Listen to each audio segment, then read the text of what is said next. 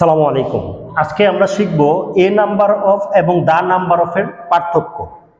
তবে a number of আর the number of এর পরে যে সাবজেক্টটা থাকে, যেরকম এখানে বলছি এ নাম্বার অফ স্টুডেন্টস, হ্যাঁ, অথবা দা নাম্বার অফ স্টুডেন্টস, দুইটাই বহুবচন থাকে, কিন্তু এ নাম্বার অফ কে আমরা প্লুরাল ধরবো। আর প্লুরাল হলে আমরা সাধারণত কি মনে করি, যেমন দে মনে করি, তো দে এর সাথে কি দেই, আর দেই। আর দা নাম্বার অফ কে আমরা সিঙ্গুলার মনে করব। সিঙ্গুলার হিসেবে আমরা ইট ধরতে পারি, আর ইটের সাথে আমরা কি দেই, ইজ।